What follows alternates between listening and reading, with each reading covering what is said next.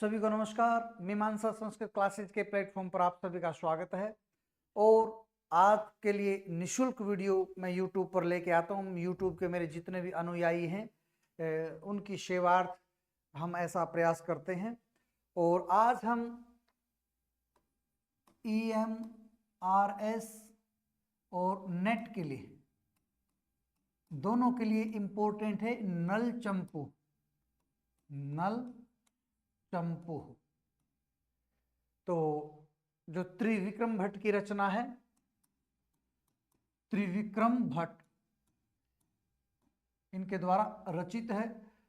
7 इसके अंदर उच्छ्वास है, 7 उच्छ्वास। उच्छ्वास का संधि छेद बोले तो उद जमा में श्वास, सस छोटी से छत्तो हो जाता है, स्तु से इसमें स्तुतो बन जाता है। ठीक है जी। तो ये प्रथम चंपू होने का गौरव प्राप्त है इसको, प्रथम चंपू काव्य। ठीक है, त्रिविक्रम भट्ट का है। अपने आप में यही एक क्वेश्चन बन गया कि नल चंपू किसका है? त्रिविक्रम भट्ट का। इनका मदालसा एक चंपू भी है, मदालसा चंपू काव्य भी इन्हीं का माना जाता है। तो इनकी 2 रचनाएं और उच्छ्वास उद जमा में श्वास, तो छत्तो संधि है, प्रथम चंपू काव्य है। अब चंपू काव्य की परिभाषा क्या होती है? परिभाषा तो गद्य पद्य मयम काव्यम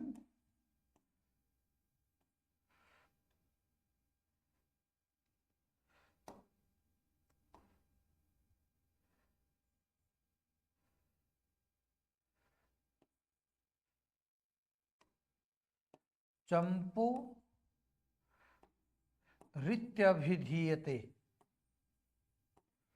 ये साहित्य दर्पण के अंदर कहा गया है।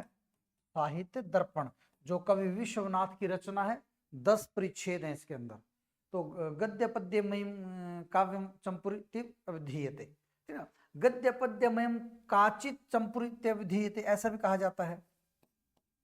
गद्य पद्यमयम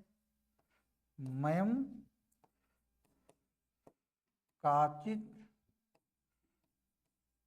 चंपुरीत्यभिधीयते, ये दंडी का है।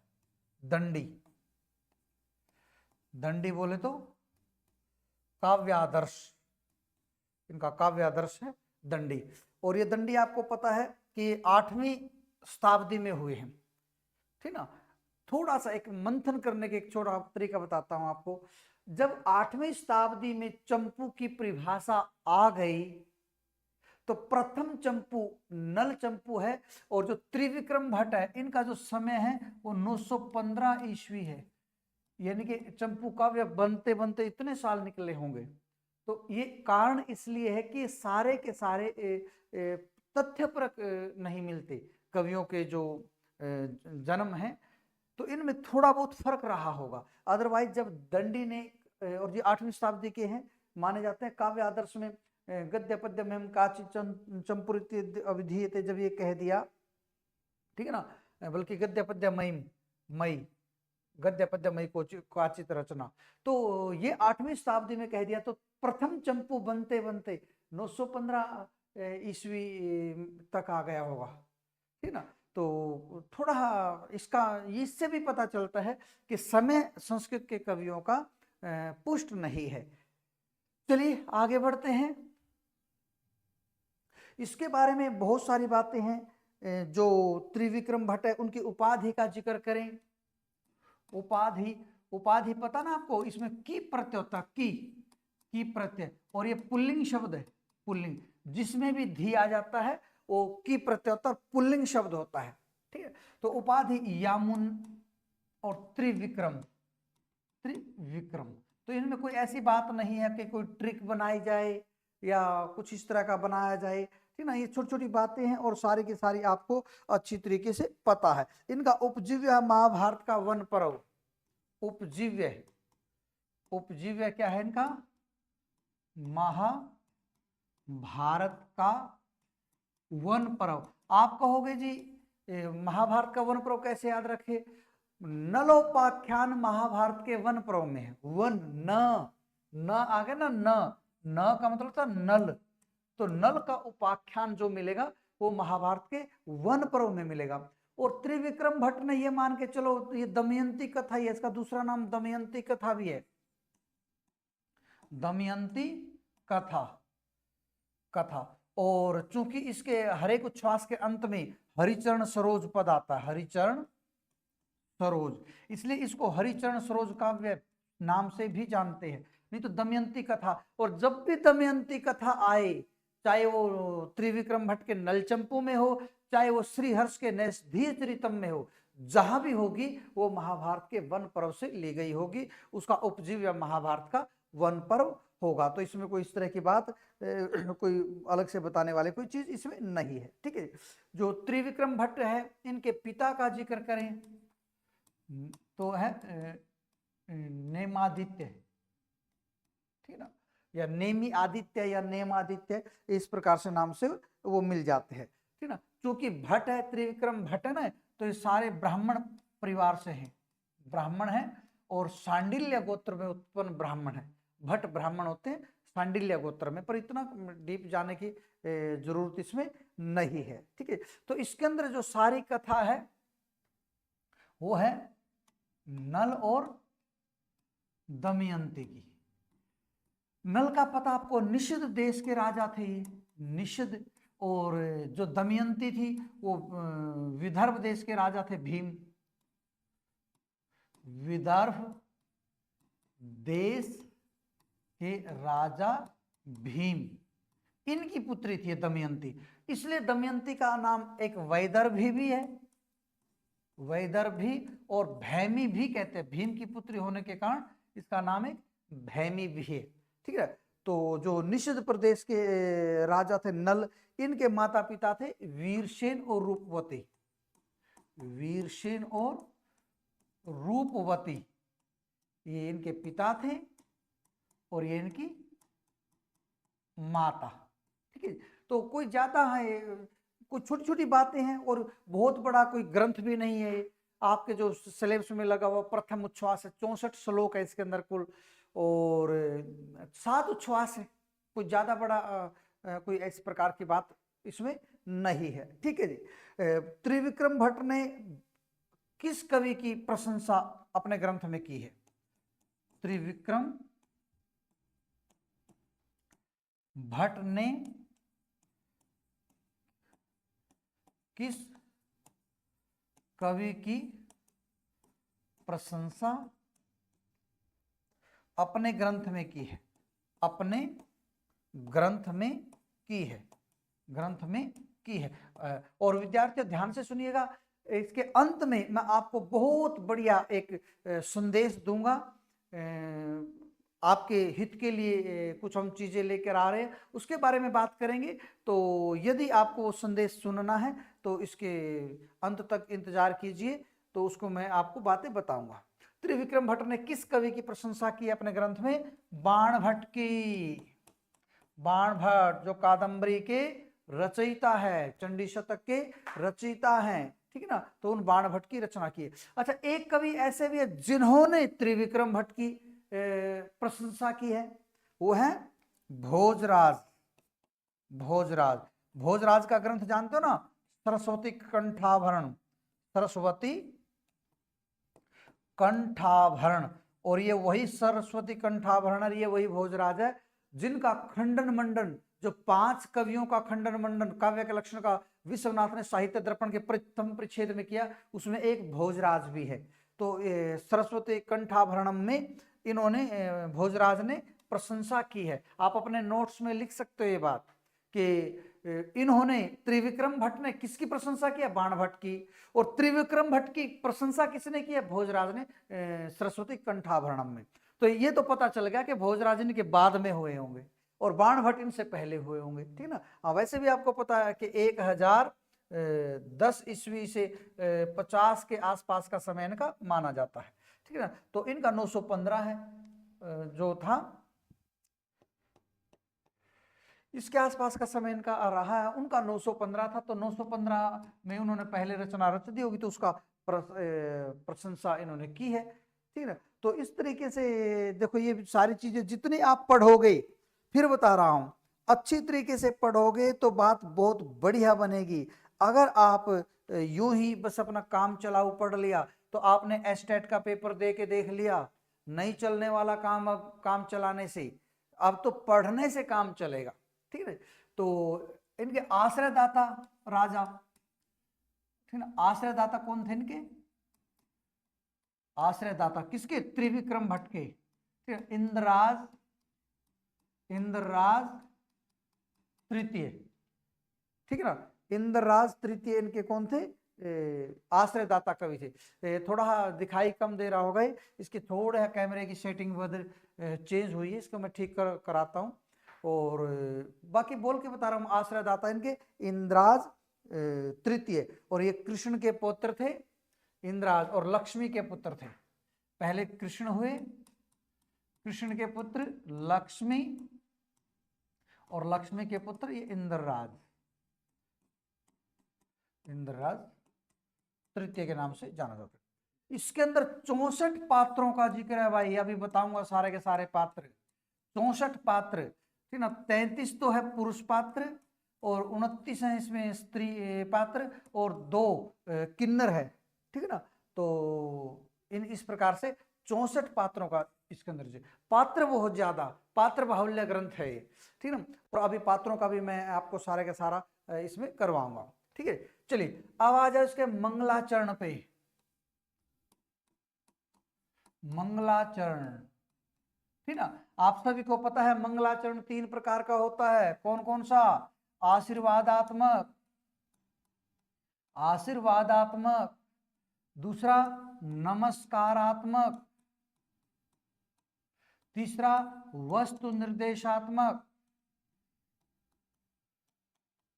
ठीक ना, जहां पर आशीर्वाद मांगा जाता है, ठीक ना, तो शरदेन्दु सुंदर रुचि चेतसी सामे गिराम देवी अपहृत तम सततम अखिलान अर्थान प्रकाशयतु, वो हमारे अर्थों को प्रकट करे, अंधकार नष्ट करे, हमें आशीर्वाद दे, जीवा पर निवास करे। ऐसे जहां पर बातें होती है आशीर्वादात्मक, जहां पर डायरेक्ट नमस्कार किया, वंदना करते हैं, वंदे।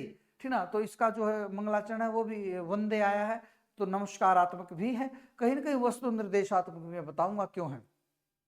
वस्तु निर्देशात्मक जैसे मेघदूत का मंगलाचरण, कष्टि कांता विरह गुरुणा स्वाधिकारा प्रमत्त, तो उसमें यक्ष का ही डायरेक्ट वर्णन कर दिया कालिदास जी ने, तो वो वस्तु निर्देशात्मक।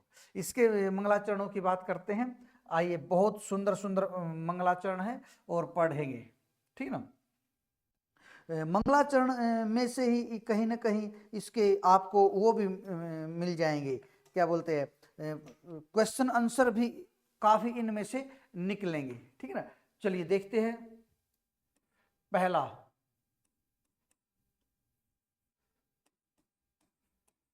जयति गिरिसुताया, जयति गिरिसुताया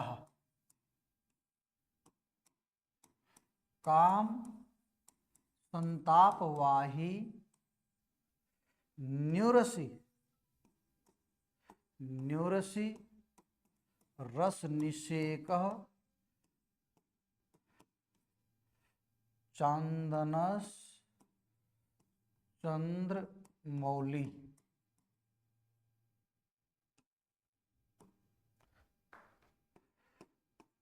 तदनुच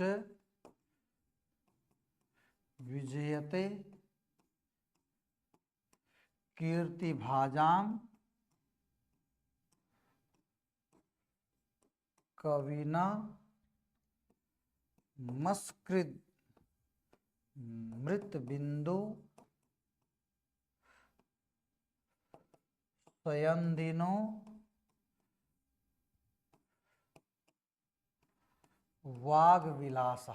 ये मालवी छंद का है, बड़ा सुंदर है छंद, और मैं तो कहता हूँ ऐसी ऐसी चीजें याद हो जानी चाहिए। ठीक ना, कहीं भी सुनानी भी पड़ जाती है। जयति गिरिसुताया काम संताप वाही न्यूरशिरस निषेक चांदन चंद्रमौली तदनु च विजयते कीर्तिभाजं कवीना मसकृत मृत बिंदु सयंदिनो वाग्विलासा।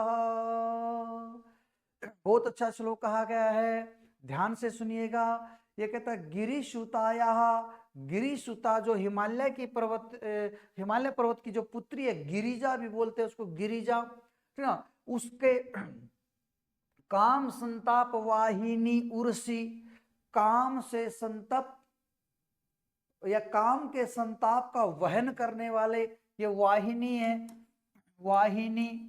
और उर्सी, उर होता है हृदय, तो वाहिनी उर्सी सप्तमी का एक वचन है दोनों में। तो कहता काम के संताप का वहन करने वाले उर्सी हृदय में, किसके हृदय में? गिरिसुताया, गिरिसुता के हृदय में। रस निषेक, रस का निषेचन करने वाले, कैसे रस का? चांदन, चंदन से निचोड़ा हुआ या बनाया हुआ जो रस होता है वो चांदन रस कहलाता है, चांदन है। जो चांदन रस का रस निषेक करने वाले, ऐसे चंद्रमौली, चंद्रमा है मस्तक में जिनके, ठीक ना, वो जयती, उनकी विजय हो। किन की विजय हो? चंद्रमौली ही जयती, चंद्रमौली विजय हो। कैसे चंद्रमौली? जो रस का निषेचन करने वाले हैं। और कैसे रस का? चांदन है, चांदन रस का जो निषेचन करने वाले हैं, ऐसे चंद्रमौली विजयती, चंद्रमौली की विजय हो।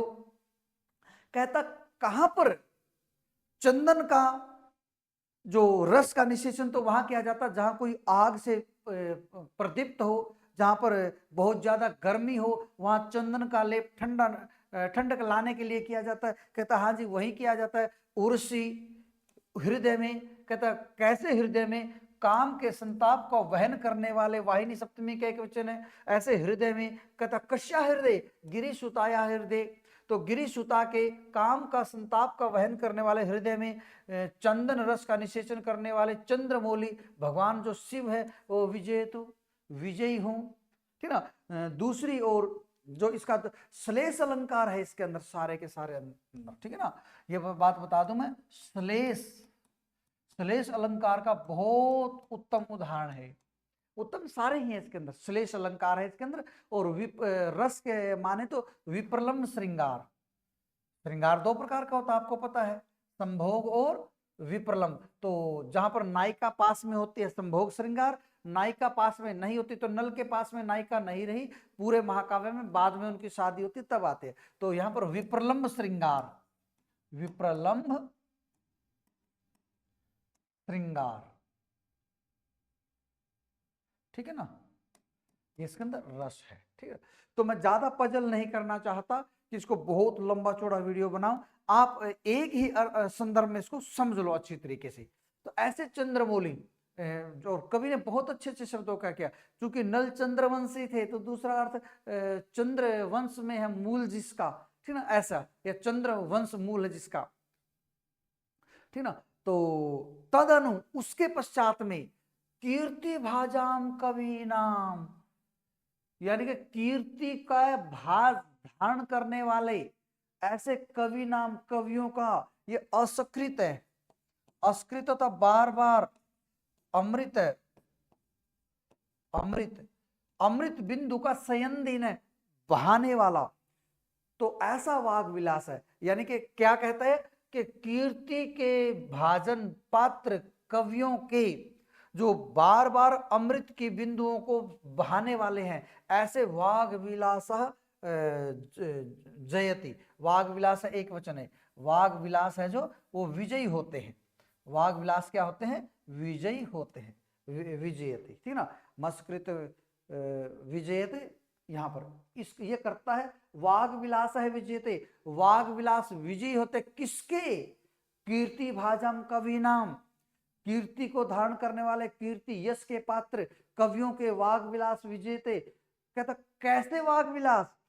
बार बार अमृत की बिंदु को बहाने वाले, निचोड़ने वाले जिनसे अमृत निकलता है, ऐसी वाणी है जिनकी वाग विलास है, ऐसे वाग विलास यशस्वी कवियों का वाग विलास विजयी होता है।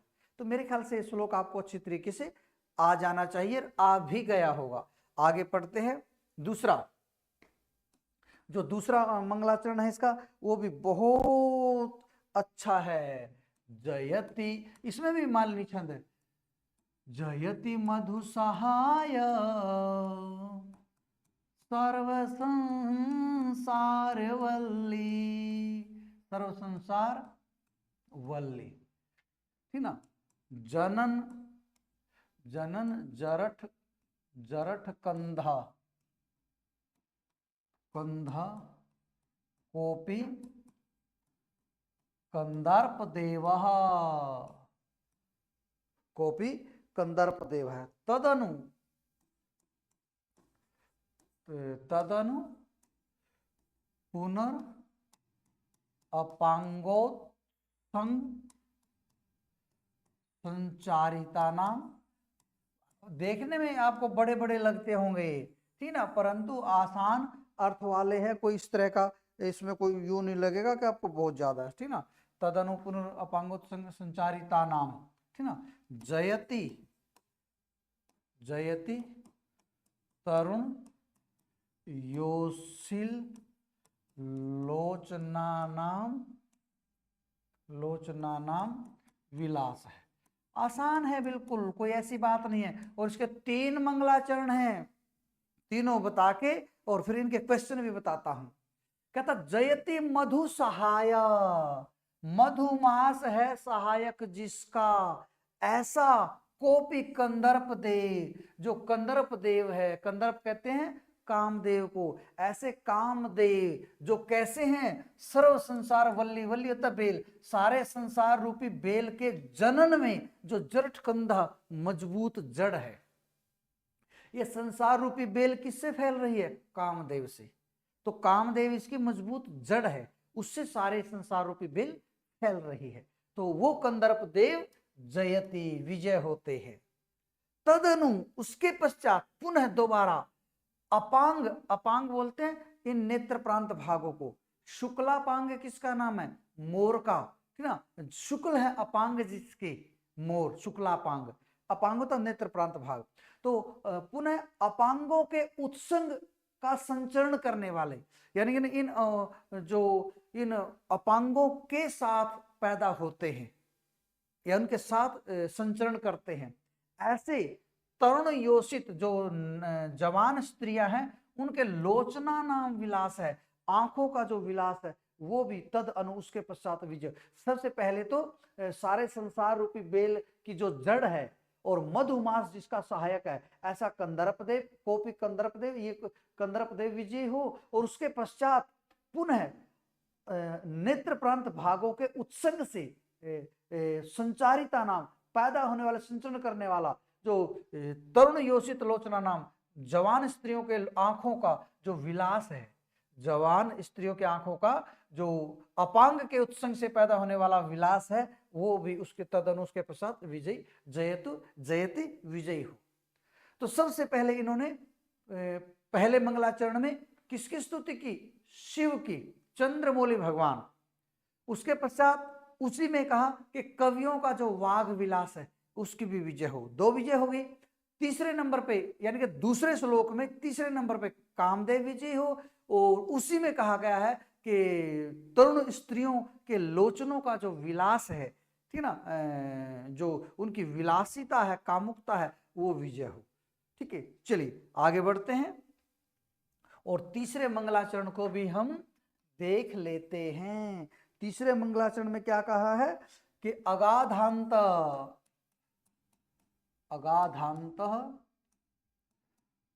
परिस्फुरंतम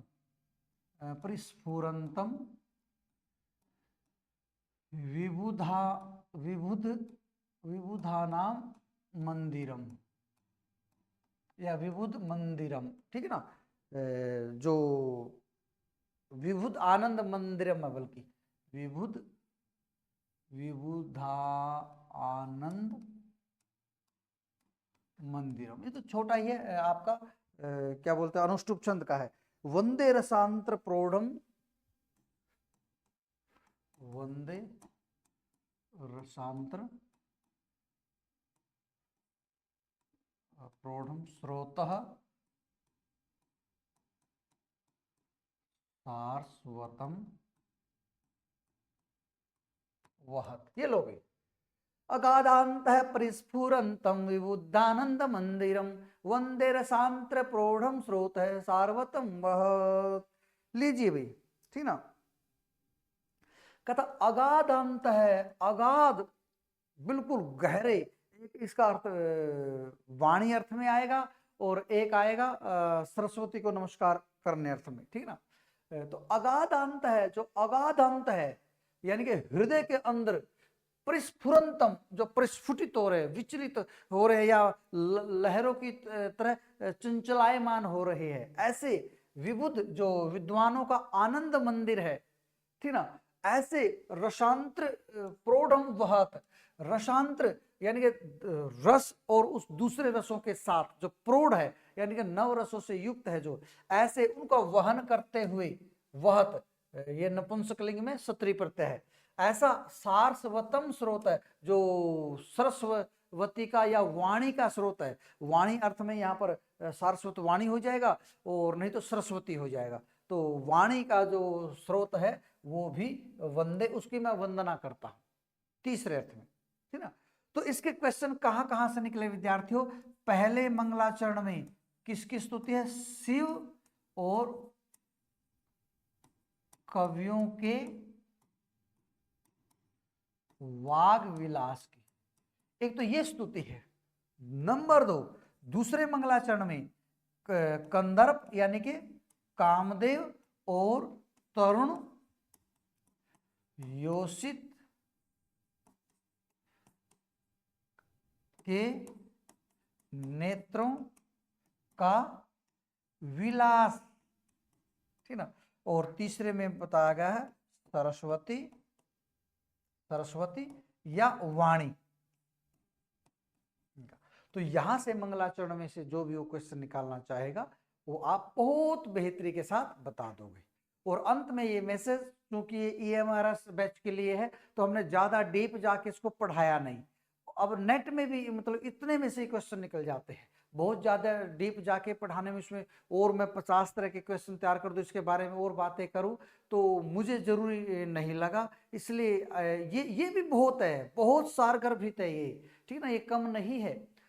तो मैं आप लोगों की जानकारी के लिए बता दूं कि नंबर 1 तो हम अभी एक नेट का बैच चला रहे हैं, नेट का बैच चला रहे हैं और मैं सुपर 30 के नाम से उसको ले रहा हूं, सुपर 30 संस्कृत नेट बैच। उसमें हम 30 स्टूडेंट्स रखेंगे और उनको 101% बिल्कुल अपना सर्वस्व मैं उसमें झोंक दूंगा और उनका टेस्ट पास में करवाऊंगा बिल्कुल। पहले पेपर में हम उनको सामान्य रूप से गाइड करेंगे, दूसरे में तो हमने सब कुछ उनको A to Z कराना ही है। नंबर 2, हम DSSB की वैकेंसीज आने वाली है बिल्कुल, और उनके लिए हम पहले से ही उसमें चाहे जितने मर्जी स्टूडेंट्स आए उनमें हम इस तरह की बाधा नहीं रखते। तो सबको जितने भी आएंगे सबको कोशिश करेंगे कि सारे के सारे का सिलेक्शन निकाले और जॉब मिले, उनका पुनर्जन्म हो। जॉब मिलना में तो पुनर्जन्म मान के चलता हूं, ठीक है। और एक बैच हम बाद में वो चलाएंगे, उसको पूरे साल के लिए देंगे, क्योंकि अब एस्टेट बहुत मतलब मुश्किल नहीं कह सकते, परंतु पूछने वाला बिल्कुल उसके दिमाग की परीक्षा लेता है। तो हम पूरे साल उस बैच को चलाएंगे और ताकि बाद में जाके ये ना हो कि कुछ चीजें रहेगी, कुछ बहुत पहले ही हम उसके लिए तैयार कर चुके होंगे। और इन सब बैचों का मैं एक रिकॉर्ड बनाना चाहता हूं कि हमारे पास इतने स्टूडेंट आए, हमारे मार्गदर्शन में काम किया और सब सफल हो। तो नमस्कार, ये संदेश आप सबको दे सकते हैं अगर आप उचित समझे। और चैनल लाइक, सब्सक्राइब, शेयर करना कभी ना भूलें। आपका अपना सेंटर है, आपके हित में सदा काम करता रहूंगा। आप लोगों का प्यार यूं ही बना रहे। बहुत बहुत धन्यवाद। शुभ रात्रि।